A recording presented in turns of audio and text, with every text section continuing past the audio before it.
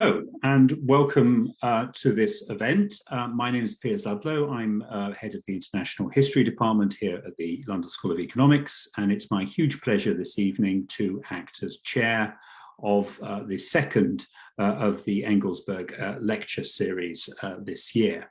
The Engelsberg lectures are brought to you by LSE Ideas, which is the LSE's political think tank, and they're generously funded by the Axel Johnson Foundation of Sweden. We're enormously privileged this year to have a series of 4 talks on alliances, and these lectures are delivered by tonight's lecturer, Professor Margaret MacMillan. Margaret MacMillan is an emeritus professor of international history at Oxford and a former warden of St Anthony's College, where many years ago I did my own doctorate, so it's particularly close to my own heart. She's also, perhaps more relevantly for tonight's occasion, somebody who's written extensively about war and peace and about alliances. Her publications are too numerous to list in their entirety, but I'll just refer quickly to 2.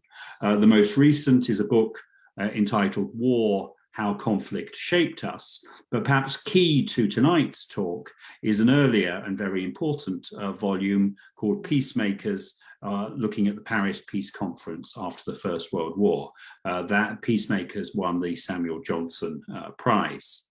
And it's on that theme that, in a sense, tonight's talk is going to dwell, since her title today is Victory and the Making of Peace, the Allies in the First World War. Before handing over to Professor MacMillan for her talk, which will be about 40 minutes and which will then be followed by a Q&A, I just have 1 or 2 other admin announcements to make.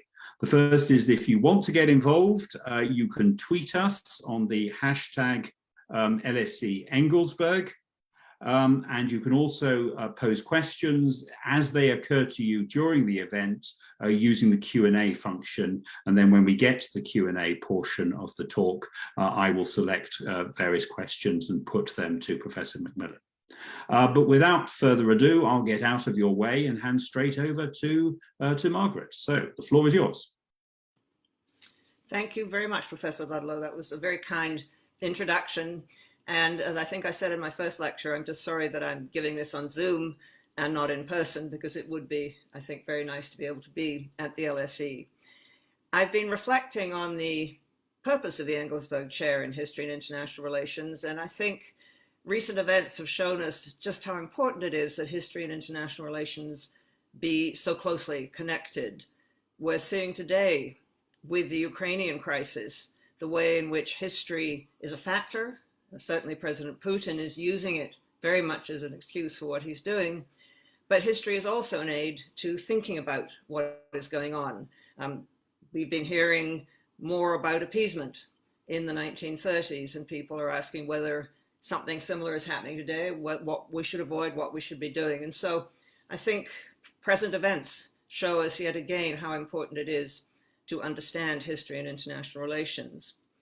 My theme tonight is about alliances, and I want to look at the making of victory, or the winning of victory in the First World War, and the making of peace, because both victory and the peace were carried out by alliances, and therefore the relations within the alliance, the politics of those alliances, were extremely important. Let me start with a question, and that is, what are alliances for? And the usual answer is that they are to bring together parties, let's call them nations in this case, to maximize their force against a common enemy. And so in a lot of the literature, an alliance doesn't come into force unless there is some sort of common threat that makes people want to sink their differences and work together. But there are other purposes of alliances as well. You can have an alliance to achieve a social or international goal, an alliance to ban nuclear weapons, for example, an alliance to deal with climate change, an alliance to deal with international pandemics. Alliances can also be a mechanism of control. You can bring someone into your alliance because you want to keep an eye on them. You want to make sure that they are not going to do something that you might find hurts your own interests. And of course, why they work and why some do and some don't, I think is another very interesting question, which I'll be looking at a bit tonight. And there are different kinds of alliances as well. There are alliances where countries put themselves under the protection of a much more powerful partner. Sometimes that gives them less power. Sometimes, interestingly, we find that smaller powers, think of Serbia with Russia before the First World War, sometimes the smaller powers in an alliance can actually pull the greater power along because the greater power has tied up a part of its prestige with making an alliance with a smaller power. But quite often in alliances, you will have a dominant partner, and the smaller powers will often go along with what is expected of them. The alliances in the Cold War, I think, were those with both in the West and the East, alliances with a dominant partner. But I think there was something significantly different, and I'll be talking about that a bit later on in my remaining two lectures. With the United States, the dominant partner in the Western Alliance, you had a coalition of nations who came together, as one historian put it, in an empire by invitation. They invited themselves to be part of an alliance, an empire indeed, controlled by the United States. The alliance on the other side, the Warsaw Pact alliance, was not one of choice. The Soviet Union dominated those countries that joined, and they had no choice about whether they were going to join or not. The alliances in the First World War showed that range of difference among alliances and showed, of course, the sorts of problems, difficulties, challenges that alliances can have. They faced, of course, in the 1914-18 war, challenges on a scale which they had not expected to face. If we could see the first slide, please, the slide 2, please. This will give you a sense of how people saw it at the time. This is an anti-war cartoon, but I think it very vividly gets the sense of tremendous waste and tremendous destruction of the First World War, and sheer terms of loss of life. 9 million men, perhaps, we'll never know for sure, were killed in conflict on the different fronts of that war. And the consumption of that war, the demands on societies, the tremendous need for material, for war material, the continuing need. When they started the war, the military on both sides thought that they had enough in the way of supplies to see the war out. And they found that they were using up things that they expected to last for 6 months in about 2 weeks. And so the strain that the First World War put on societies to mobilize its resources, everything from manpower to coal to ammunitions, was absolutely enormous. And what that meant was that the partners in the alliances found themselves having to deal with problems that they hadn't really expected to deal with. They found themselves dealing with the problems of coordination, shipping, making sure that they could get the ships that they needed to move their supplies around, making sure that the supplies got to where they were needing. What they also found, of course, was that they had to coordinate finance. They had to somehow pay for it. And this is not something I think that they had really thought about before the war started. They had to think of transportation. They were moving enormous quantities of men, huge numbers of men, enormous quantities of goods across very large distances indeed.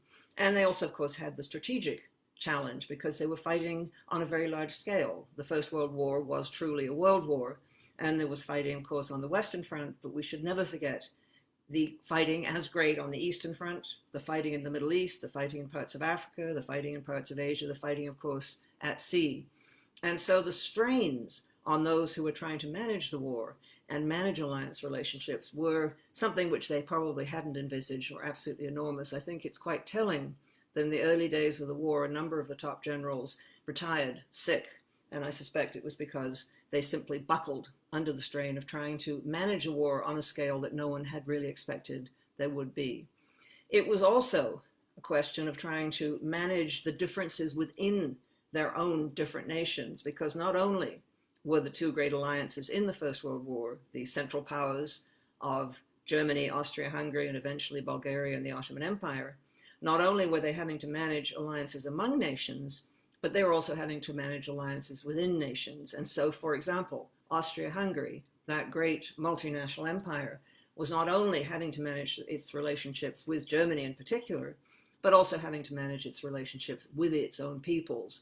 One of the great tensions within Austria-Hungary, of course, was that between the Hungarians and the rest, but also tensions between the Czechs, for example, and the Germans, tensions between the Poles and the Germans, tensions between the Poles and the Hungarians. And the Triple Alliance, the Triple Entente of Britain, France and Russia, which eventually was going to be joined as well. This slide will show you by a number of other nations, was also going to have these tensions within. The British, of course, facing continual unrest within Ireland, as they had done before the First World War, but the British also facing tensions within their empire. The Old Dominions, of which my own country, Canada, was one, increasingly felt themselves to be marginalized, belittled, not consulted enough by the people in London. And what you saw in the course of the First World War was in the older parts of the British Empire, such as Australia, New Zealand, Canada, Newfoundland, you saw South Africa, you saw pressure by those countries to gain a greater say, to gain greater independence. The First World War, in fact, was going to be a period in which a number of parts of the British Empire moved, if not to full independence, certainly to greater independence. It might have been expected, and certainly I think most people expected at the beginning of the war, that the alliance between Germany and Austria-Hungary would probably be particularly strong.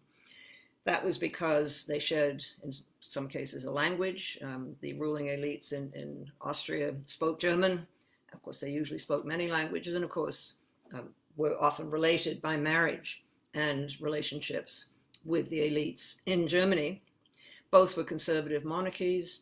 In fact, however, the relationship was not a good one. Austria-Hungary increasingly felt itself to be dragged along by Germany. By 1916, the Austrians were, I think, longing to get out of the First World War and would have got out if they could have found a way to do it, but they found themselves increasingly under the dominance of the Germans, both militarily and politically.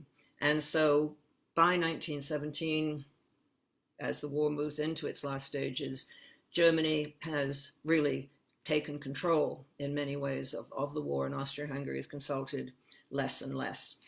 The relationship, which people might have thought wouldn't work very well, was that at the heart of the Triple Entente, and that was the relationship between Britain and France.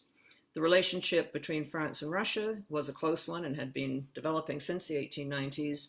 The relationship between Britain and Russia had not been good, had only begun to mend in the first decade of the 20th century. Before that, and increasing still after that, the British and the Russians were rivals in Central Asia, and also rivals in what used to be called Persia, today's Iran.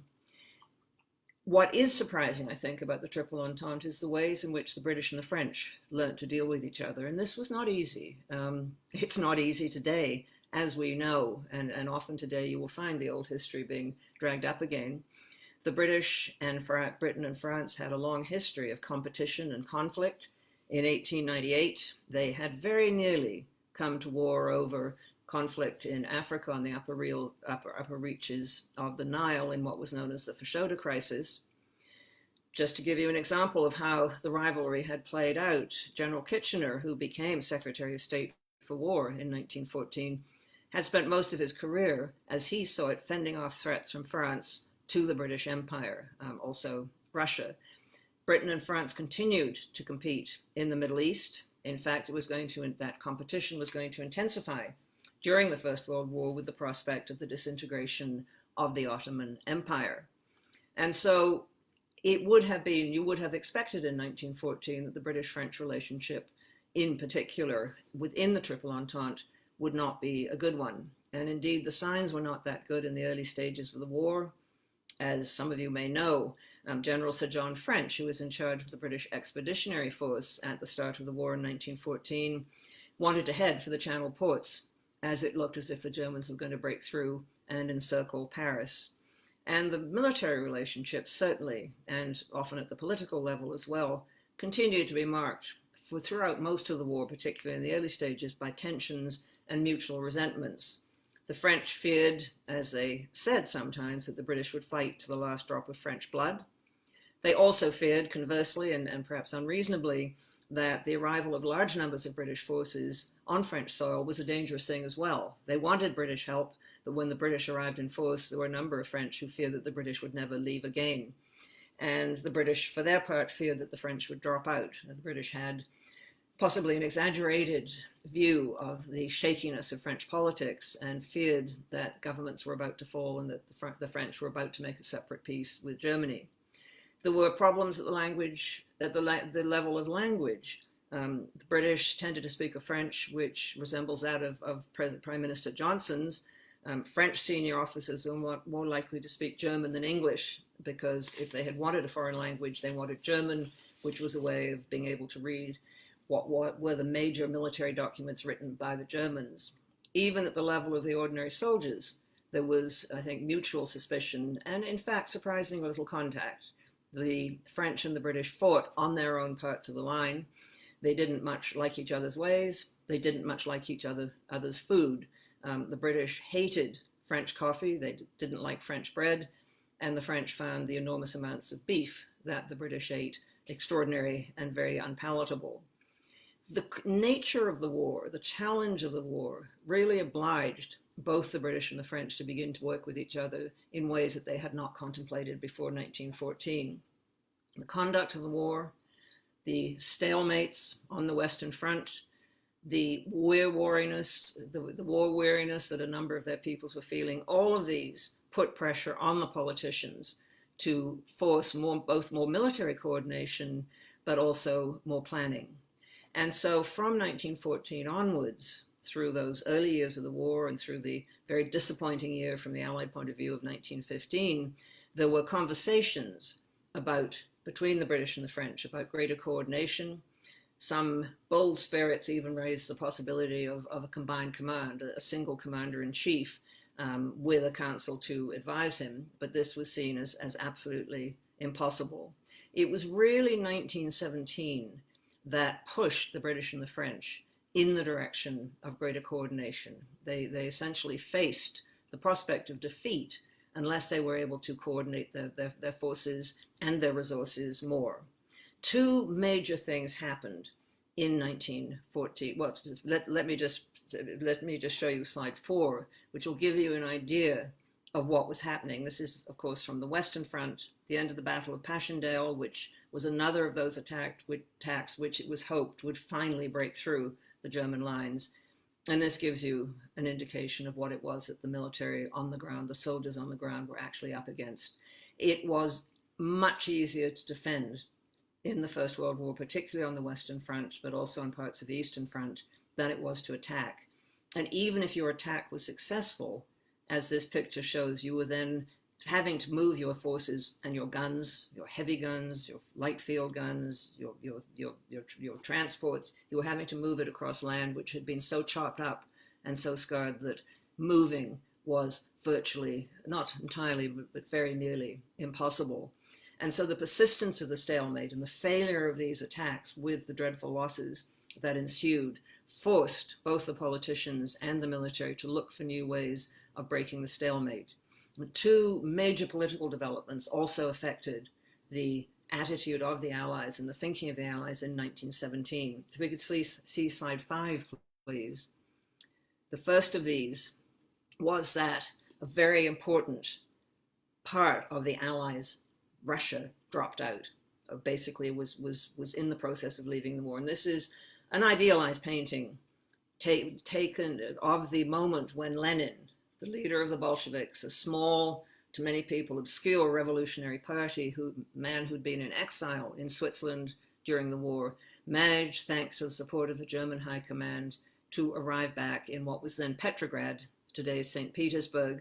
And as I say, this is an idealized painting of Lenin arriving in Petrograd, being greeted. Stalin, who by 1935, when this painting was done, was of course the dictator of the Soviet Union, had himself painted in. He had not, in fact, been there. But Lenin is shown, and this is, I think, fairly accurate, is shown getting off the train in what was known as the Finland station, coming from Finland in Petrograd, being greeted by an enthusiastic crowd. And what Lenin did, often against the opposition of his own Bolshevik party, was insist that Russia would no longer try to fight in the war. He was prepared to make peace at virtually any price, and the price he did make peace at was very large indeed. Russia had to give up a great deal of territory, had to hand over its remaining gold once Lenin was in control. As he moved towards power from February 1917 onwards, there'd already been a revolution in Russia which had installed a constitutional government.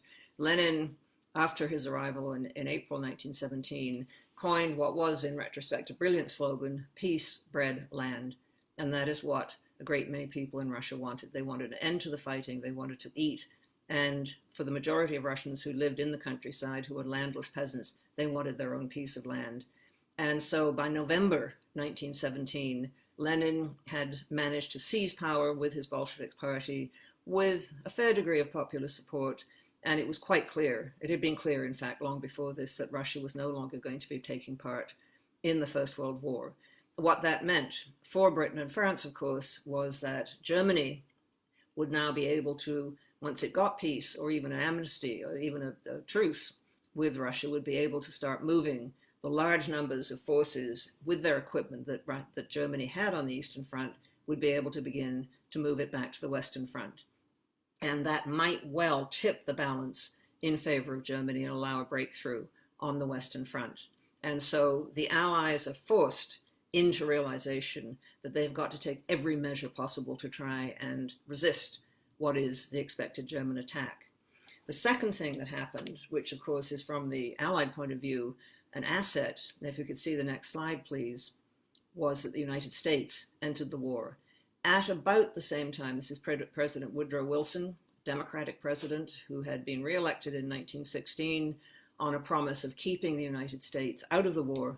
President Wilson, by April 1917, at about the same time that Lenin was arriving back in Russia to try and push his agenda on the Russian people, President Wilson had decided the time had come for the United States to enter the war.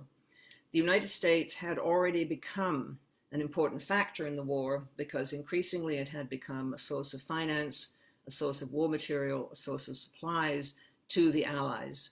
Although the United States did not formally declare itself to be in support of the Allies, in fact, it had moved into a position of support, helped by the actions of the German High Command, who now were virtually in control of not just the armies in Germany, but in control of the German state. And the German High Command decided on a policy of unrestricted submarine warfare in 1917, which meant that any neutral shipping, and of course a great deal of the neutral shipping was coming from the United States, any neutral shipping approaching a zone around the British Isles or the French coast could and might be sunk. And there were a number of ships that were sunk, a number of American lives were lost, and this helped to turn American public opinion increasingly against Germany and its ally, Austria-Hungary. What also happened is that the British had found a telegram sent by the German foreign minister to Japan and to Mexico, urging them to make war on the United States. Japan, in fact, was an ally in the First World War of Britain and France, but urging them to make war on the United States and promising that Germany would support Mexico's demands on American territory. And the British eventually, who'd got the hold of this telegram, the Zimmermann telegram as it was known, got hold of this telegram, decoded it, showed it to President Wilson, and if anything were needed to confirm his view that the Germans simply were a menace to international society, a deeply undemocratic power, that was it. And so in April 1917, Wilson, and it pained him deeply to do it, went to Congress and asked for a declaration of war, which he got from the American Congress. And so the United States was now coming into the First World War, and the question for the Allies was, could they hold on long enough for the American entry into the war to actually make a difference? Because the United States, as it entered the war, was not prepared for war. It had a very small army, about the size of Portugal's. It didn't have the transport to get troops across the Atlantic. It didn't have the equipment they needed when they got there. And so the United States was going to take a year, virtually a year, to gear up for a full-scale involvement in the war. And so from the British and French point of view, could they hang out long enough for the United States to begin to make a difference? And this is what makes, again, from the point of view of the Allies, the last stages of the war so absolutely critical. And what forces them again, what it does is force them again to take steps that they were reluctant to take, with greater coordination and greater involvement with each other's plans. And so the United States comes into the war, but as I say, it doesn't come in initially in great force. So if I could see the next slide, there was also a problem with the United States entry in the war. This is General John Pershing, Black Jack Pershing, as he was known by those who didn't care for him, even though, of quite a few people who didn't care for him. Woodrow Wilson gave Pershing strict orders to keep the American Expeditionary Force, the AEF, independent of the British and the French command. I think Wilson was thinking of the US involvement when peacemaking came, that if somehow the British and French forces had managed to absorb the American forces, the United States would have less of a voice. And I think there was also an element of nationalism here, that the United States was engaging in an overseas war for the first time in its history. If you omit the Spanish-American War, but this was engaging in an overseas war in Europe, and both Wilson and Pershing were determined that the United States should be a separate force. This did not initially help the Allies, as you can imagine. It also did not help the Allies that Pershing believed in the sort of offensive war the Allies had learned was too costly and wasn't in fact going to work. Pershing continued to want to mount the sort of massive attacks that had proven to be so ineffective and so costly in the early stages of the war. And so relations, although the United States came into the war, relationships were not always all that easy, particularly on the ground. Nevertheless, with all these tensions, with the element of time, with the fears that Germany was going to be in a position to make a final challenge before the Americans could begin to counter the movements of German troops from the east, the Allies did manage to make two very important decisions, both of which they'd been moving to. Two key developments which have begun really by 1917. First of all, the emergence of a supreme Allied commander. There had been various attempts made by the political leaders on both sides, by Lord George and by Clemenceau, to push onto their military the idea of a supreme Allied council and a supreme Allied commander. They had, of course, faced resistance from their own military, who tended to, even though they cooperated, tended to want to maintain control of their own troops. In November 1917, the political leaders managed at least to get a Supreme Allied War Council with a very broad and rather vague mandate to watch over the general conduct of the war. And this Supreme Allied War Council did begin to meet as a regular body. It included the prime ministers of each of the Allied countries, and that included Italy as well, and eventually the representative of President Wilson, plus a representative of each member nation. And so you begin to get the beginnings of coordination. In 1918, the question of a supreme Allied commander becomes even more acute, because the Germans mount a series of last-minute desperate attempts to break the Allied lines in the West before the Americans could begin to make a difference. For a march to the summer of 1918, the Germans mounted a series of attacks which came close to breaking through the Allied lines, and there were fears that the Germans would actually succeed in doing this. The Allied lines held, but in the course of those great attacks, the Allied leaders got together and managed to get a single commander-in-chief for the Western Front. General Ferdinand Foch, the chief French general, was made the Supreme Allied Commander and did get, I think, fairly enthusiastically support from Haig, General Haig, who was in charge of the British forces. The second thing that was happening was the emergence of much greater Allied economic sharing. And this was something which had emerged very painfully. But from the beginning of the war, the British and the French, and then later the Italians, had realized that they had to share finances and that they had to have agreements about purchasing, that if they found themselves competing for the same types of war material, it would be inefficient and not what they needed at all. And so you began to get coordination. In 1916, a shipping control committee was set up by the British and the French, and an Inter-Allied Bureau of Munitions, to again try and coordinate what was needed in the way of transportation and production. And these agreements were going to be followed by further agreements on the sharing of wheat, the sharing of coal. And then in November 1917, an Allied Maritime Transport Council, which included the United States, was also set up, which began to play a very important role in making sure that supplies were directed to where they were absolutely needed. So by the summer of 1918, the Allies had managed to coordinate enough They had managed to deal with General Pershing and his wish to keep American troops separate. Pershing did, in fact, agree that American troops could be used in the face of these massive German attacks. They did, in fact, some Americans replaced British and American forces in quieter parts of the line so they could be redeployed. And so coordination began to really pay off. The Germans also, I think, had exhausted themselves in the great attacks they made and no longer had the capacity to fight on. They were running out, by the summer of 1918, they were running out of the supplies they needed, and they were running out of manpower. Everyone, however, I think, was surprised by how quickly the war ended. Allied planning was assuming, and this slide shows American soldiers celebrating the end of the war on the 11th of November 1918. And scenes like this were seen, of course, all across the Western Front. They were seen in the Middle East. They were seen, indeed, around the world. The Allies had assumed that the war would go on until the summer of 1919. And the suddenness of the German collapse was something that took them very much by surprise. Germany had intended to fight on, but one by one its allies began dropping away. Austria-Hungary was quite clear could no longer fight on, in fact was about to disintegrate into its component parts. Bulgaria had sued for an armistice, and in November, the beginning of November, the Ottoman Empire was going to sue for an armistice as well. And so Germany asked for an armistice, and the war, much to everyone's surprise, suddenly came to an end.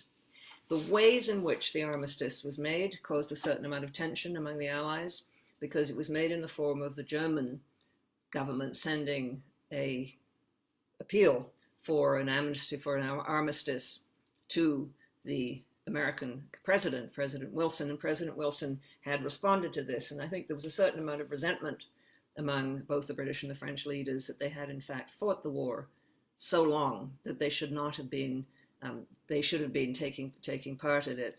And the tensions, I think, over the making of the armistice give you some indication of what is going to happen at the peace conference. When wars end, the coalitions that have successfully made those wars often themselves fall to pieces as well. They have always had different interests. The Allies came into the First World War with different interests. Russia entered the war to in part to help its French ally. France entered the war because it had no choice, because it was attacked by Germany. Great Britain entered the war certainly to defend Belgium and also to defend France. But another British motive, and it was certainly there in the Foreign Office, was that Britain could play a part in the war usefully to prevent both France and Russia from becoming too strong.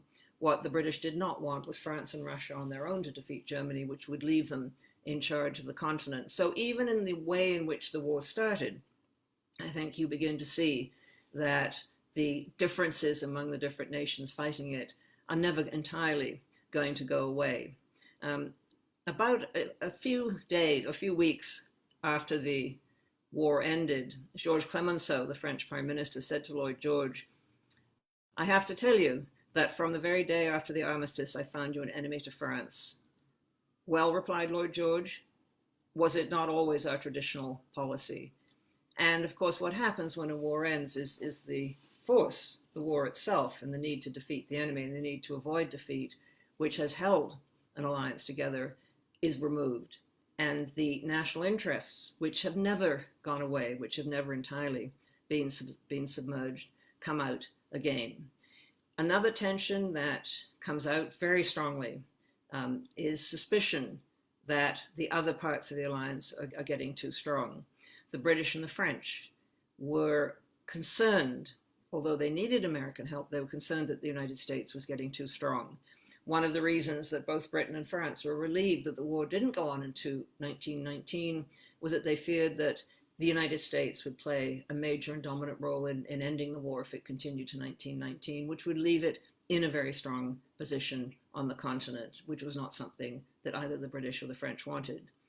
From the point of view of the United States, they had come into the war to defend democracy, was what they had, but they came in with a mistrust which was based on their own history of Europe, of Europeans, and the old ways of Europeans. They saw Europeans as sunk in old power competitions. They believed that Europeans were about maximizing the interests of their own countries, and the United States represented a different type of society and a different type of way of looking at the war.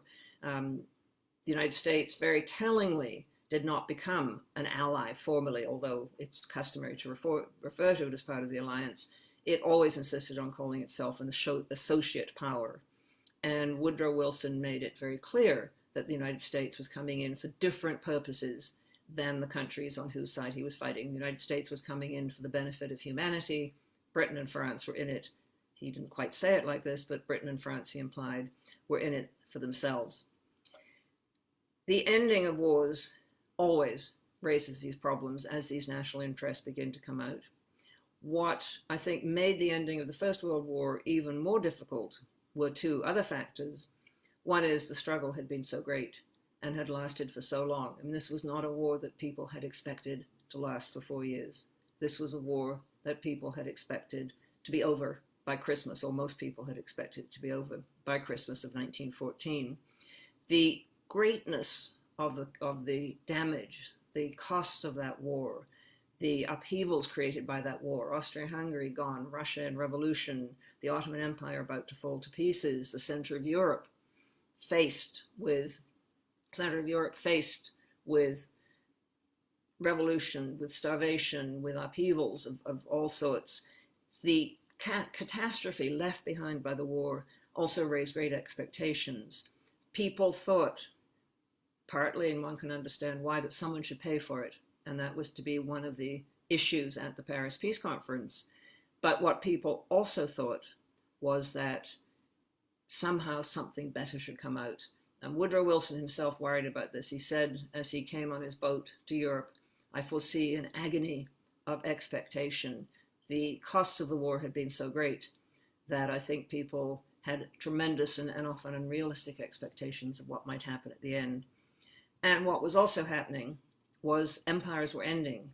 And as we learned at the end of 1989, the ending of empires, the ending of a period of conflict, always raises problems, because suddenly there's a lot of instability, suddenly there's instability, there's suddenly an opportunity for nations that have previously been repressed to gain their independence again. And this was going to happen after 1918 as well. The Paris Peace Conference, and this is a famous painting by the British artist William Orpen, of the opening of the conference in the foreign minister's room at the Quai d'Orsay. The room still looks very much like this. It was a highly ceremonial opening. It was held in Paris because the French insisted that it be held there, and the chairman of the conference was the man you see sitting in the middle, Georges Clemenceau. Next to him is Woodrow Wilson on one side, and on the other side is David Lloyd George. And these three men, plus the Italian Prime Minister, Vittorio Orlando, who was sometimes included as a matter of courtesy, were the big four. And in the end, if we could see the next slide, they were going to be the ones who actually determined what happened. Oh, sorry, no, this is the next slide, please. This is just a slide. I forgot I had it in here. This is a slide of Woodrow Wilson arriving at the Paris Peace Conference. Tremendous excitement when he arrived. When his boat arrived in the French port of Brest, someone said virtually every single living being, including the dogs in the city, came out to greet him. And as his train moved north towards Paris, his doctor woke up in the night and looked out, and the railway tracks were lined with French men, women, and children just standing there silently watching Woodrow Wilson go by. There was hopes that Woodrow Wilson was bringing both recompense for the war somehow, that somehow he was going to make things right, and somehow he was going to build a better world. And this is something that was going to be one of the difficult pressures on the peacemakers, that so much was expected, and so much was expected in particular of Woodrow Wilson himself. The Paris Peace Conference, which met in January 1919, that picture at the Quai d'Orsay shows it meeting, was meant to initially draw up the peace terms to be offered to the defeated nations, but it took them so long to draw up terms they could all agree on that they didn't have terms ready for Germany, which was chief among the defeated nations, until April 1919, at which point they realized they couldn't go into another full-blown peace conference and negotiation. I think they feared that the peace conference itself and the Allies would fall to pieces. There had already been tremendous disagreements with Italy storming out and the Japanese threatening to leave and the Chinese threatening to leave. And so it was decided simply to give the peace terms to Germany, and Germany would be given 2 weeks to deal with them. The peace conference dealt with a huge number of issues, and a very large number of nations came to it. What it had to do, its prime job, was to get peace terms drawn up for the defeated, but it found itself also dealing with the sheer chaos left behind by the war. And of course, it had to deal with that promise that so many people were expecting of establishing a new world order. Because there was such a concentration of power in Paris, a number of petitioners came. So the next slide will show you, I think, one of those petitioners who came. Oh no, sorry, this is the big four. There is Lloyd George on the left, Orlando, the Italian Prime Minister, Georges Clemenceau standing there with that very characteristic moustache, and then beside him, Woodrow Wilson. In the end, it was going to be Lloyd George, Clemenceau, and Wilson who made the major decisions because they represented the major powers at the peace conference. They had to deal, as I say, with all these petitioners who were coming, but they also had to deal with the very serious problem of what to do about Germany. And here, of course, they were bound to disagree. There's always been disagreement at the end of wars about how you deal with the defeated nations. Do you punish them? Do you make it impossible for them ever to fight again? Or do you try somehow to bring them back into the community of nations? And that issue and those alternatives were very much there in Paris. Was Germany to become a nation like other nations? Was it to become part of the world order? Or was it to be treated like a pariah? And feeling, as you can imagine, was very strong indeed against Germany. But how badly or how strongly or how severely should Germany be treated was a major issue. Wilson had made it quite clear that he didn't want what he called a punitive peace.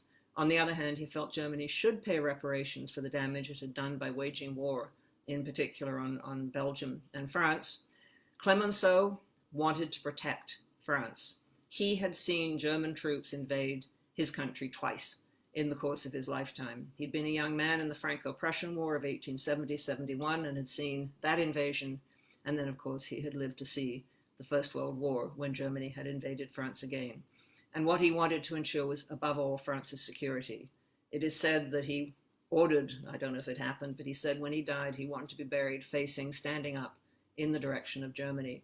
He saw Germany as an existential threat to France, and he was prepared to do what it took to save France. He was, however, not as extreme as some of his generals and some of his right wing, and he did not, in the end, support dividing Germany up into a number of different states, reducing its power by simply dissolving the German Confederation. He saw that eventually France was going to have to deal with Germany and was prepared to work with his allies. The Italians, Orlando, wanted Italy had come into the war partly for idealistic reasons, but partly also in an old 19th century fashion, looking for land, territory, and advantage. What the Italians wanted was to round their borders up in the north to make them more secure and to reach the heights of the Alps and the Dolomites. What they also wanted was territory which had once been Austrian on the other side of the Adriatic Sea. The United States, well, the United States kept on saying that it wanted nothing for itself, that it wanted, and as Wilson's 14 points and other speeches pointed out, it wanted a newer and fairer world order. It wanted a world in which free trade was possible to unite peoples. It wanted free navigation on the world seas. It wanted to reduce arms. And above all, what he wanted was a League of Nations to provide collective security for each other and to work together on common issues, such as improving the lot of peoples around the world, bringing a greater fairness, both economic and otherwise, to the world. In fact, though, however, and as some pointed out, the United States had done well out of the war. It had expanded its economy enormously, and its business people had moved in to areas which had previously been dominated by the British and the French. And so there are those who would argue the United States could talk in this way, and I think it was genuine, but that it also had benefited from the war and wanted to create a world order with, for example, free trade that would continue to benefit itself. Britain was somewhere between France and the United States. The British talked about how they didn't really want very much, but they were able to do that because they'd achieved what they wanted effectively before the peace conference met. What they had always feared was German power, and particularly the German Navy, and the German Navy was now in their hands. They had also taken, or parts of their empire had taken, the German colonies, which they had often wanted. And so the British were able, I think, to talk in a way that was closer to the United States, perhaps, than to France, because they'd already achieved a good deal of what they wanted. Well, the peace conference, with this enormous agenda of what it had to do, did, I think, not a great job, but it did, I think, what it could have done. They did work together. There were very difficult moments. Orlando burst into tears at one point and walked out over Italian claims, but they did manage to achieve consensus, or at least come to agreements. And a lot of this was through very hard negotiation. Clemenceau wanted reparations from Germany, but backed down on how much, under pressure from both the British and the French. And the French backed down on taking the western part, the western part of Germany, west of the Rhine, from Germany. The British and French may not have had as much enthusiasm for the League of Nations as Woodrow Wilson did, but they did in fact support it, and they both became founding members. It wasn't, as people have commented ever since, it wasn't a peace settlement that was necessarily a very fair one, although you could argue that Germany was treated much more savagely at the end of the Second World War. But the peace settlement was an attempt to deal with the very vast range of problems, and the alliance held. There were real tensions among it, but the alliance held at least until the signing of the Treaty of Versailles with Germany in June 1919. And that was the most important treaty of all, because Germany was the key member of the Central Alliance. The other treaties were much easier to negotiate. The Allied states at the time felt they'd done a good job, and they felt that whatever mistakes there were could be sorted out later when the League was up and running.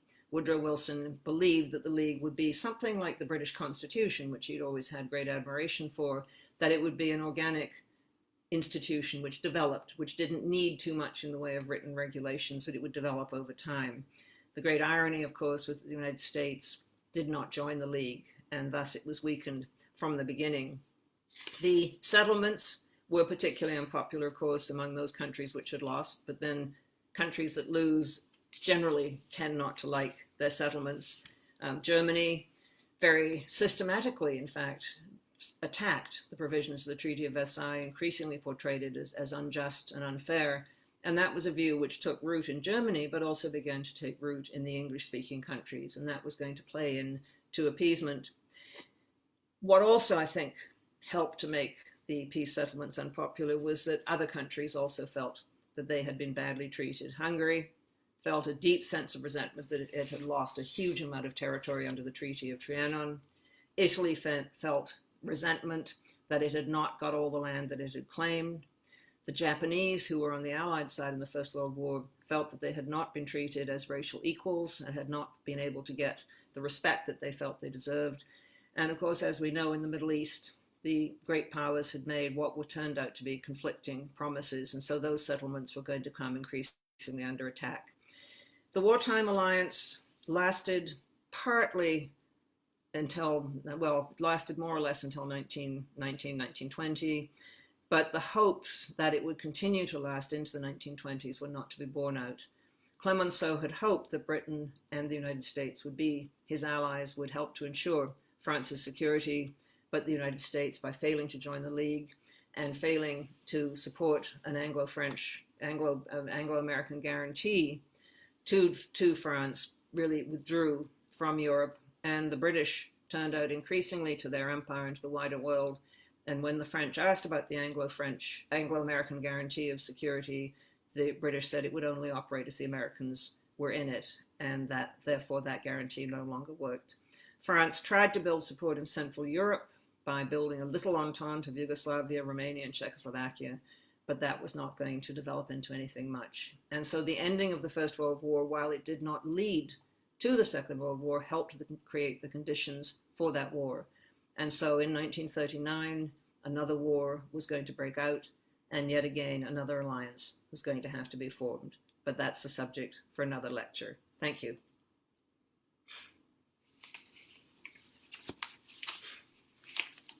Thank you very much for a fantastic overview of a lot of the First World War itself and of the war's aftermath. I've got a lot of questions building up in the chat, which I will turn to in a second, but can I take advantage of being in the chair to pose to myself to start the ball rolling?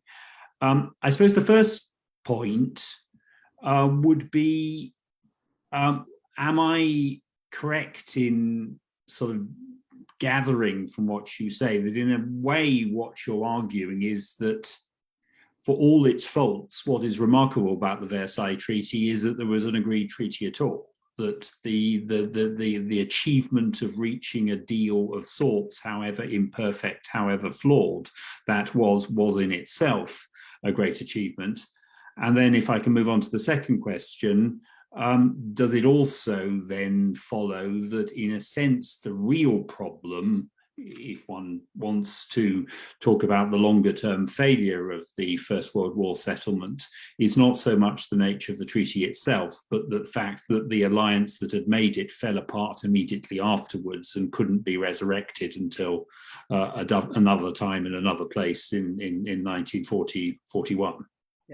Well, two very good questions. I think in the first case, getting any sort of agreement was something.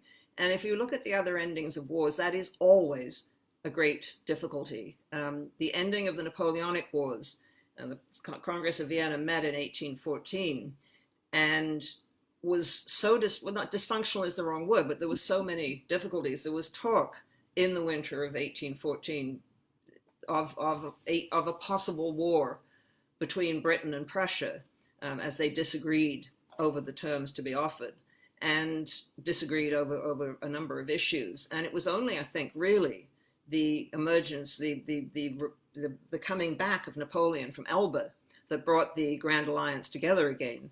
And at that point, they realized that they could not afford the sort of disagreements which had very nearly broken it apart in 1814. And they maintained an alliance, and they actually managed to make peace after Napoleon was finally defeated at the Battle of Waterloo. What they did, which probably in retrospect they might have considered doing, or they did consider doing but didn't do in 1919, what the Grand Alliance did was bring France in. France was there at the Congress of Vienna in the form of the shape of Talleyrand, highly skilled foreign minister. And so France became part of the settlement and therefore had a stake in guaranteeing it.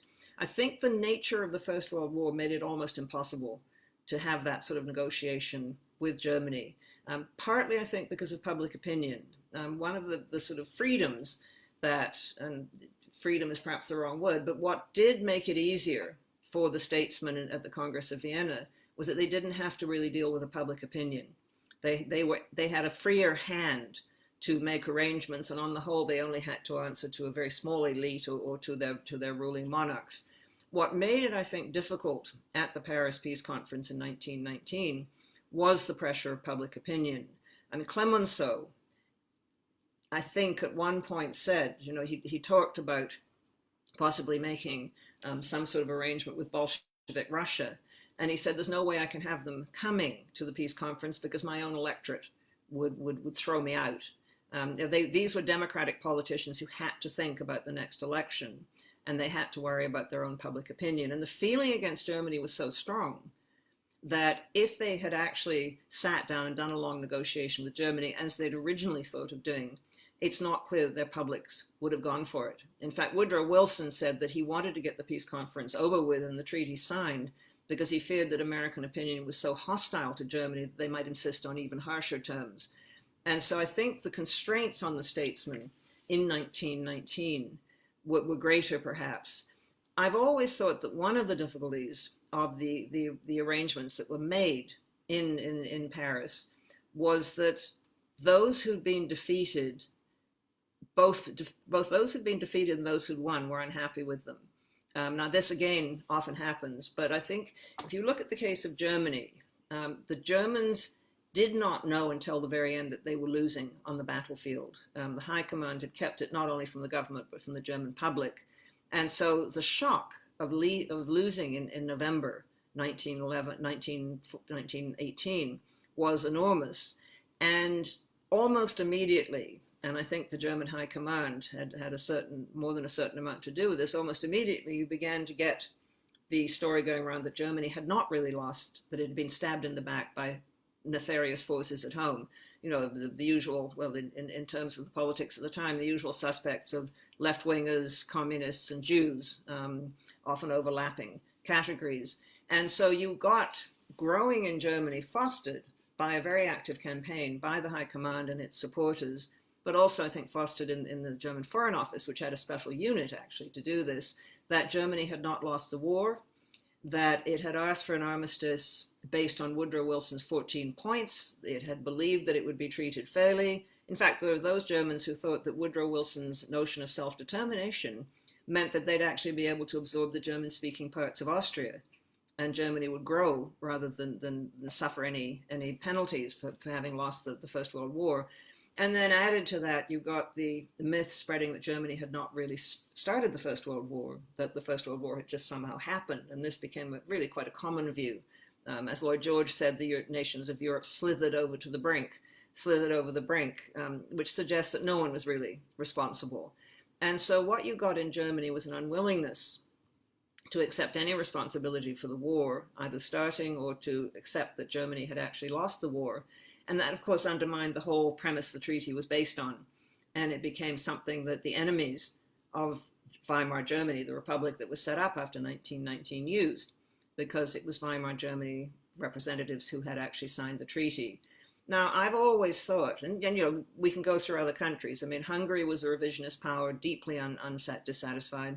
The Japanese increasingly felt that they were not being treated as equals by the Western democracies, and moved increasingly in a direction of autarky, looking after themselves, hostility to the West. But I've often thought that if it had not been for the Great Depression, things might have turned out very differently. You know, if you look at what was happening in the 1920s, as historians have been doing, in fact, some of the signs are you know, you could see quite optimistic signs. Germany did become a member of the League of Nations. It did agree at the Locarno agreements to respect its borders in the West. And of course, there was hope of an Eastern Locarno as well, which never happened. But that was, you know, something that people talked about. Japan, at least in the 1920s, was an active member of the League of Nations and supporting international organizations. The United States, it is true, did not join the League, but it did remain engaged in a number of ways. And there were American observers at the League, and the United States took a lead in a major disarmament conference in Washington, which managed to bring a sort of naval peace in the Pacific. And so I think my own view is that while the First World War left a lot of dissatisfaction behind, over time that might have ameliorated and might have, you know. But I do think there is something about massive conferences to end wars. I think it's quite striking there was no such massive conference at the end of the Second World War. Thank you. Okay, we've got a couple of questions that pick up on points that you've just made. One of them from Michael Blanning is, could the Entente have done anything to avoid the stab in the back view from developing in Germany, and did they care? So that was the first, and I'll perhaps pass on one other before you answer. So this is from Wai Ho Chiok. In view of the problem mentioned at the conclusion of the war, are there any similarities in the development after World War II? So sort of differences and similarities. I know that's taking you into the territory you're going to cover in future lectures, but perhaps you can give us a little foretaste of that. Sure. Could the Allies have done anything about the stab in the back theory?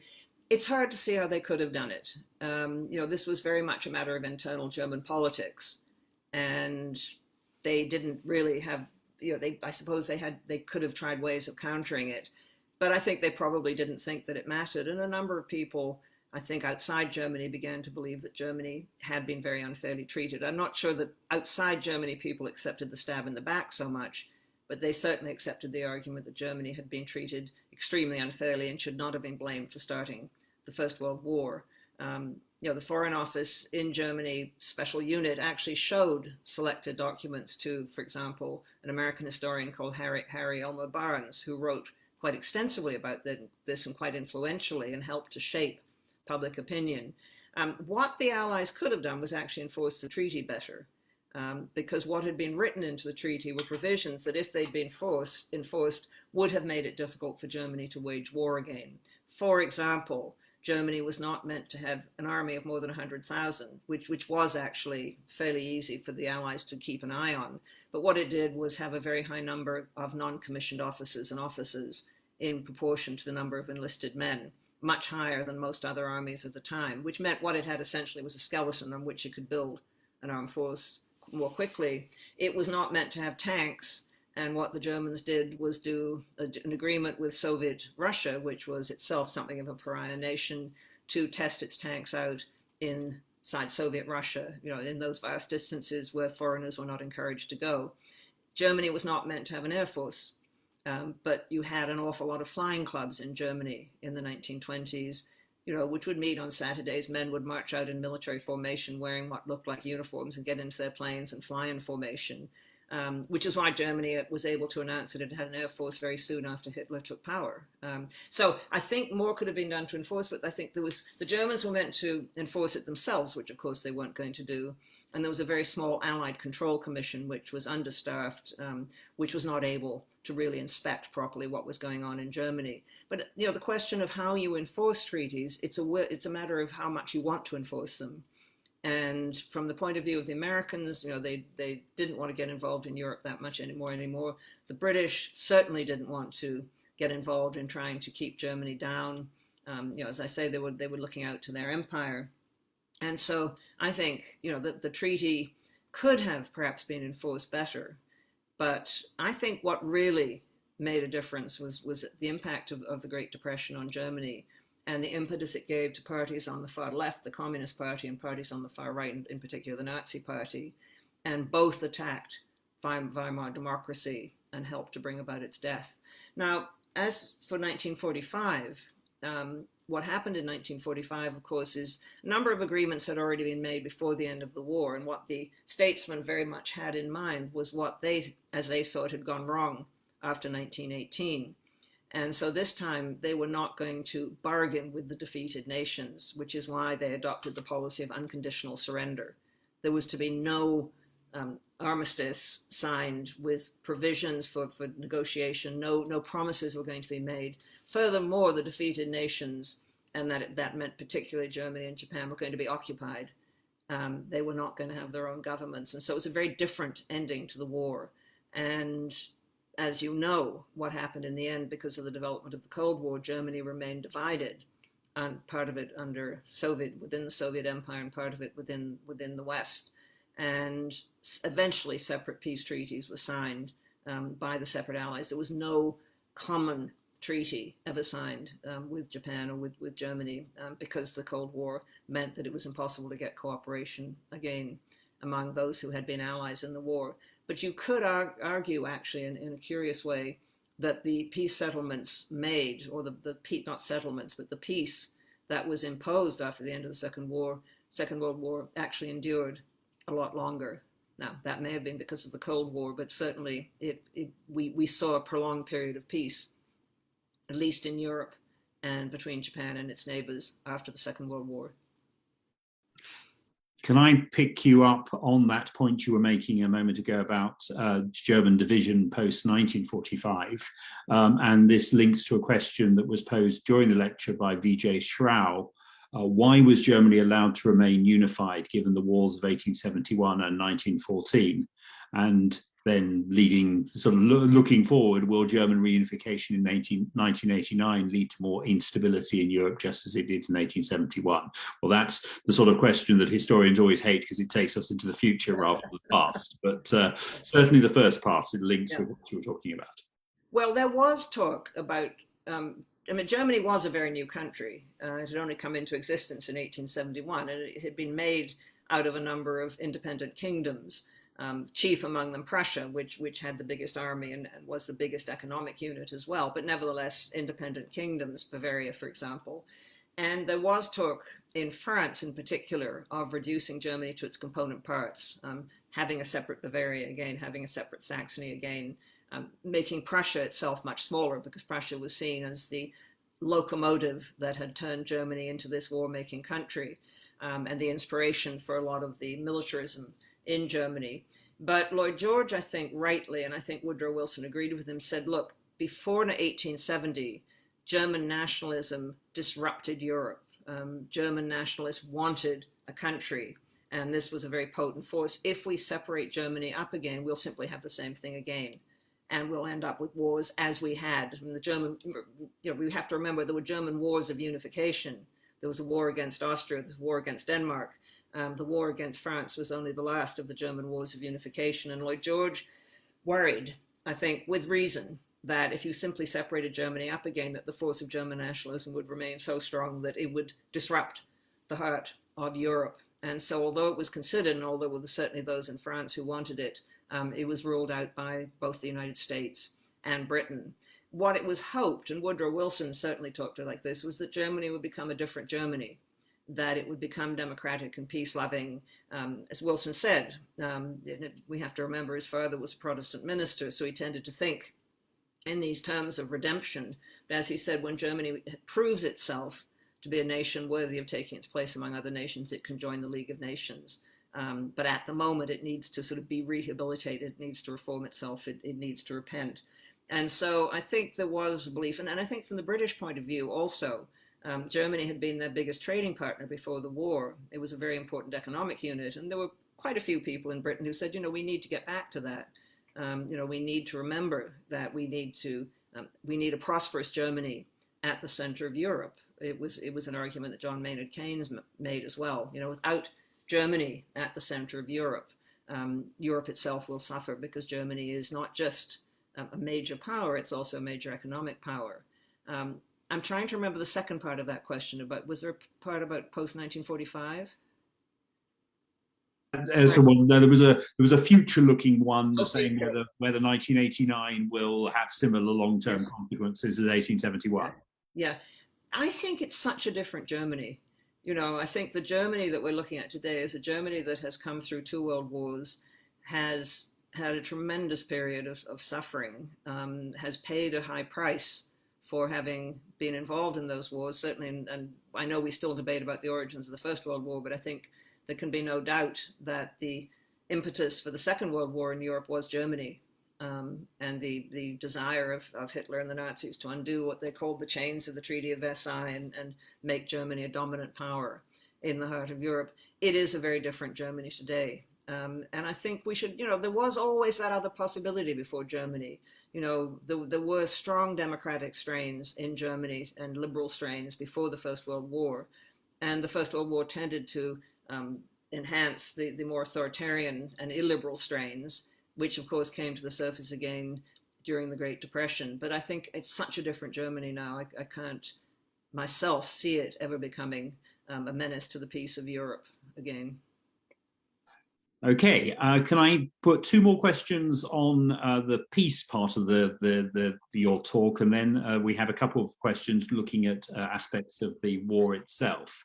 But the first of the questions is from Stephen Paduano from LSE Ideas, saying, every now and then I come across a revisionist history, which I don't use disparagingly, about how reparations didn't ultimately impoverish Germany or cause hyperinflation. It's pointed out that reparations amounted to far less of Germany's GDP than Keynes had predicted, 5 to 10% rather than the 25 to 50% he talked about, and that Germany never paid back very much of it anyway. What is your analysis of the actual economic consequences of the peace? So was Keynes right or wrong? I suppose that boils down to. And then if I can also ask the second question, and actually, why didn't you deal with that first? That's quite meaty, and then we'll come to this. I won't remember, but by the time I deal with this one, I won't remember what the second question was. The reparations are fascinating. I mean, the idea behind reparations was that Germany should pay for damages. It should not pay an indemnity, which was often what had happened at the end of wars in the 18th and 19th centuries. If you lost, you paid a fine, or you gave up some artwork, or whatever. Reparations were meant to be tied to the actual damage done by the war. And it was argued that Germany was responsible for the war, therefore it should be responsible for making good the damage. And you can see the point of view, particularly of the Belgians and the French. Virtually all of Belgium had become had been occupied by Germany, and a great deal of Belgium was destroyed by the fighting. And the north of France, where the fighting had also taken place, which had been France's chief industrial area, chief mining area, chief steelmaking area, had been left absolutely shattered. And I think both Belgium and the north of France have never really recovered from that. And so the argument that Germans should make good the repairs that needed to be done was, I think, a good one, or certainly people felt it was good at the time. The problem was, from the British point of view, the British had financed their allies increasingly, and they had also borrowed money from the United States as the war had gone on. So the British found themselves with a lot of money owed them by the French and the Italians and the Belgians and their other allies, and they were under pressure, of course, in the United States to pay back their war loans to the United States. And so the British suddenly saw amounts of money and goods, because it was reparations were to be in kind as well as cash, coming from Germany to the Belgians, the French, the Italians. But what about Britain? And so the British tried to get things like their shipping that had been sunk put onto the total reparations bill. And then General Smuts, the British felt very strongly that there should be a fairer distribution of what was coming from Germany. General Smuts managed to get included in the reparations bill pensions to the widows and orphans of those who'd been killed in the war, which both increased the size of the bill and also increased Britain's share. And so the bill was pretty big. And one of the problems was that the Germans were forced to sign the treaty without knowing how big the bill was going to be. And that was, I think, for two reasons, or perhaps three. One of them was that somehow you had to do an estimate of just how much destruction there'd been. And, American Army engineers and others were up in the north of France and Belgium trying to tot up what's the value of a church? What's the value of a schoolhouse? What's the value of a flooded field? What's the value of a bridge that's been blown up? What's the value of a flooded mine? I mean, these things are not easy to try and sort out. And another problem was, how should Germany pay? Because what the British and others worried about is, if Germany was obliged to pay huge amounts, it would probably start exporting more to get the funds it needed. If it exported more, it would cut into British markets. So with the British, there was a problem of how Germany was to pay, and a problem also just how it was to transfer the funds. And so there were a number of issues. And it was agreed, the peace treaty set out the responsibility in Article 231 for Germany to pay. And then it said, however, it will depend on how much Germany can pay and on what the final bill is. And two commissions were set up to look at how much Germany could pay and what the actual final bill was. The bill, what I think the Allied statesmen knew, was that if they admitted to their publics that they were never going to get everything they wanted, they would have been in trouble. And again, it goes back to this thing of the next election.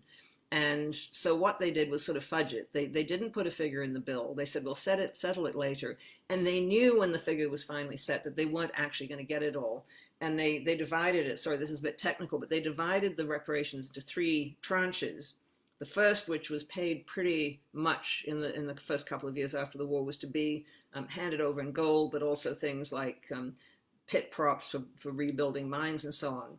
And that tranche was much the smallest. And then there was a second tranche, which ultimately was to be paid for by the German government issuing bonds to the German people and others. And ultimately, the German government borrowed money, which was to be paid. And then there was the final tranche, which was the biggest of all, which wasn't to be paid until the first two had been paid. And so in a sense, I think the Allies knew they were never going to get the amount they wanted, but it reassured their public that they were looking after their interests. But from the German point of view, they just saw this hideous bill. And of course, they were appalled. And I think there was also a problem. The German government, the Weimar government, found itself in a bind because Germany had paid for the war by borrowing from its own people. It had assumed that if it was victorious, it would be able to recompense them and pay off the bonds by getting indemnities and other resources from those who had lost. And in the case of Belgium, the Germans did, in fact, take a great deal out of Belgium probably against the rules of war, and this is something which Belgian historians have actually been looking at recently. They also, when they signed a peace with Russia, the Treaty of Brest-Litovsk in 1918, they took whatever gold they could get, and they put in provisions for getting deliveries of wheat and so on, and coal from the western parts of Russia. And so the German government found itself with a very large bill to its own people, because it wasn't going to be able to pay off these bonds, because the assumptions on which they'd been issuing the bonds, in fact, had fallen away because they'd lost the war. They also were worried about revolution. And so they instituted, and for that reason, but also for perhaps more creditable reasons, they instituted a fairly, they already had one of the most advanced systems of social benefits in Europe. I mean, that had happened before the First World War, but they kept up a very high level of payments to widows and orphans and so on, and to the unemployed. So the government was spending money. It didn't have the resources. It was reluctant to increase taxes. And so reparations became something of a scapegoat for Germany's own internal problems. And it became something of a popular byword. Elizabeth Viskerman, who was a British journalist in Europe between the wars, stayed with a couple of elderly widows in Weimar. And they were talking, they said, you know, before the war, we were better off, and we could send our laundry out every week, and now we can only send it out every 2 weeks. It's all the fault of those reparations. So that reparations became a sort of thing to blame. But I think it was a combination of partly the policies of the German government, partly they were never going to pay it. And, you know, there were two occasions in 1924 and then in 1929, with the help of the Americans, actually, the reparations bill was negotiated down. And in the end, you're right, your questioner is right. The Germans did not pay all that much, but it's perception. You know, it's what people felt. And the Germans felt, we've got this hideous bill, it's crushing us, and it's not fair. And if you don't think that the grounds on which you're paying it are fair, then of course you don't want to pay it. And in the end, the Germans didn't pay that much, and Hitler cancelled them all. Sorry, what was the second question? That was a very long-winded answer. I'm sorry. No, it was a very good answer, though. Okay, the final question on the peace settlement was from Anne Jones, is surely one of the reasons why the Conference of Versailles was so unwieldy was that Wilson had raised expectations of self-determination for numerous ethnic groups in Central Europe and elsewhere who all descended on Paris to make their claims. Was that a complicating factor? There's a lot of debate about that. Wilson certainly gave, if you like, a sort of acceptance of the idea that self-determination was a good thing. It's not a phrase he ever used that much. He talked about the rights of people to choose their own sovereignty. And he seems to have meant that that could be within a larger political grouping. And so the Americans don't seem to have wanted Austria-Hungary to be dissolved. I mean, it was only in the summer of 1918 that became a war aim, as it looked like it was going to disintegrate anyway. What he seems to have had in mind was that within Austria-Hungary, the different groups, such as the Czechs, the Slovaks, the Hungarians, well, the Hungarians already had a fair voice, but the Romanians, the Poles, should be able to rule over themselves in their own districts. But he doesn't necessarily seem to have wanted to bust up all those multinational organizations. But the fact that Woodrow Wilson was saying it gave encouragement. But I think far more important, actually, was what had been happening on the ground in the center of Europe in particular, but elsewhere, Ireland, for example. I mean, these things long predate the First World War. The push by the Irish for independence is not something that happens because Woodrow Wilson says self-determination is a good thing. And the push by the Czechs for greater independence, they might have been satisfied initially to see it within Austria-Hungary, but as Austria-Hungary becomes shakier, and it looks like, as one of the Czechs put it, the prison doors are opening, the prison of people is over, then you go for full independence. And I think the roots of those ethnic nationalisms go way back into the 19th century. And you've seen a number of in the 19th century and early 20th century, before the First World War, you see a number of highly organized groups who are pushing for greater and greater independence, not necessarily full independence, but then that becomes possible thanks to the First World War. Thank you. Okay, a couple of questions now looking at the earlier, sort of at the war itself. So one from Ben Waite is John Darwin characterizes 1916 as the beginning of a new phase in the war and world history. He contends that it was this moment when participants all pinned their hopes on raising the stakes and a commitment to win at all costs. Was there ever a point where a diplomatic solution could have been found after the outbreak of fighting, and was this ever seriously considered? There's actually a new book about this by, and I'm trying to remember the name, it's an American writer, and I'll think of it in a moment, saying that there was a moment at the end of 1916, beginning of 1917, when it is possible that there could have been a negotiated peace. Philip Zelikow, I think it is, and I can't remember the title of the book. I'm not persuaded. Certainly Woodrow Wilson offered to try and mediate between the powers, but I don't think there was willingness on either side for a negotiated peace settlement. The German High Command, what had happened in Germany is the civilian government had increasingly less authority. It had always deferred to the military, and the military now had become very powerful. And really from about the end of 1916 onwards, what you had was a military dictatorship under Generals Ludendorff and Hindenburg in Germany. And they were essentially making policy, not just strategy, they were making policy. And the civilian government was really doing what it was told to do. And so I don't think either Hindenburg or Ludendorff would have gone for a negotiated peace. Austria-Hungary, I think, particularly after the old Emperor Francis Joseph died and the very young Emperor Karl took over, was, I think, keen to get out of the war and did try through a number of channels to see if there's any way of doing it. But they were so under the thumb of their German ally that I think it would have been very difficult for them to do so.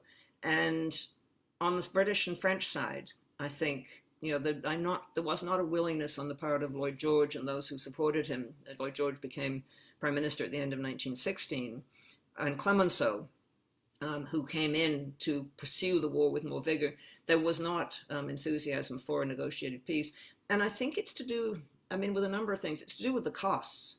How do you suddenly say in 1916, well, actually, let's just stop this. We've made a mistake. When you've got these terrible casualty lists and you've got the terrible costs in all sorts of ways, other ways of the wars, the willingness to go on fighting and to make sure that it was worth something mounts in a way with the losses. You got an argument like that in Vietnam, when Americans increasingly wanted to, certainly there were those increasingly arguing that the time had come for the US to get out of Vietnam. And the argument made was, what about all those who lost their lives when they were here? Can we just say that their sacrifices were not useful? And I think, what always strikes me is Allied public opinion on both sides, remained, if not enthusiastic about the war, prepared to go on fighting. It seems to me one of the great mysteries, if you like, about the First World War is that, in fact, societies held together under such strains for so long. And we saw it again in the Second World War. There were always those who said we should make peace. There were those on both sides who said the time has come to make peace. But in fact, I think, on the whole, the publics were prepared to go on supporting the war. Russia was different, but I think Russia was an ill-prepared nation even before the war, was a deeply divided nation, and the regime was, with some exceptions, incompetent in the way it ran the war. But in fact, what you got in Britain and France by the end of 1916 was a reinvigorated war effort with new people in charge. Can I continue that theme for the very final question, which picks you up on your reference in the talk to British fears that the French might sue for peace? And the questioner, who is Rupert Wallace, asked, was this ever seriously considered in France at any point? No, I don't think it was. There were those who were tired of the war. And, it shook the French when they had those mutinies in 1917. After the Nivelle offensive. But what strikes me about those mutinies, and I've read some of the reports that came out, is so often the soldiers who are mutinying saying it's not that we don't want to fight and die for France, we just don't want to fight and die in a useless military operation. There was that sense that their officers were incompetent and the offensives weren't being well managed. I don't think, there may have been individuals who said this is madness and we're destroying European civilization. You could say this, but I don't think there was ever a political movement in France. The British tended to have, as the French did of the British, they tended to have stereotypes of each other. And the British stereotype was the French are rather emotional and they'll crack and they get hysterical and they'll throw their arms up. I think the British exaggerated this a lot. But it's there in a lot of the British documentation. It's there in Haig's diary and whatever. The French, oh, well, the French, they're so emotional, and they can't stick it out, unlike us, tough old Brits. I think this was nonsense. But these stereotypes play into what you expect of the other and how you treat them. But I think the French, were prepared to go on fighting, even though, of course, the losses they took were proportionately. The French, I think, lost more men of military age in proportion to their population than any other country except Serbia. Well, Britain and France having a slightly mistrustful relationship is perhaps not an entirely surprising note on which to end proceedings, but some things don't change very much at all. But I think we should thank you enormously for a fantastic overview of both war and peace, and dealing with a whole series of questions extremely effectively. I must apologize to all of those who asked questions I wasn't able to pose. I literally have many screens worth of questions, and so I was able to pick only a minority of them. So many thanks also to everybody who took part, and for posing your questions, and I hope there'll be another occasion when you get to ask these to as distinguished a speaker, or indeed to Margaret MacMillan herself. So thank you enormously for this. We've reached 8 o'clock, so my only remaining duty is to thank you all for attending, and to flag that the next lecture in this series, which we hope will be a hybrid live and online event, although with COVID we have learnt to not make firm predictions, but that third lecture will be on Monday, March the 21st. So I would encourage you to put that date in your diaries. But I think we should end tonight with a virtual round of applause for our excellent speaker. So thank you very much. Well, thank you. Thank you all for listening patiently. And goodbye from Toronto. I'm looking out and I can't see anything. It's now snowing very heavily. Thank you, everybody. Goodbye. Bye.